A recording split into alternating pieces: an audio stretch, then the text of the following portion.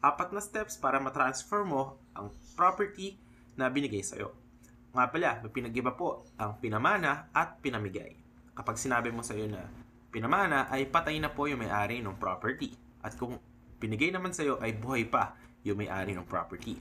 So, number 1 po natin na kailangan is pumunta po tayo sa BIR at kumuha ng CAR o tinatawag na Certificate Authorizing Registration.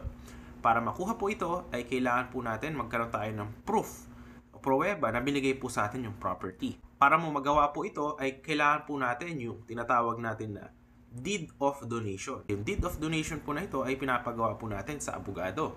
At kailangan po ay notarize po yung ating copy. Sa BIR guys, para makuha mo yung CAR, magbabayad po tayo ng donor's tax at yung documentary stamp tax. Number 2, pumunta po sa treasurer's office. Dito po, isasubmit natin yung CAR na galing po sa BIR and yung other requirements po.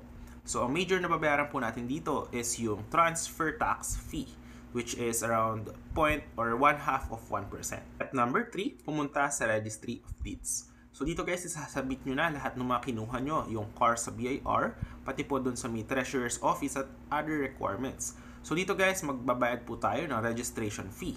And kailangan na po rin natin dito yung original na titulo nung property. And kapag nakuha nyo na po yung titulo na nakapangalan na sa inyo sa Registry of Deeds, ay kailangan po natin gawin yung ating 4th step, which is kailangan nyo pumunta sa Assessor's Office.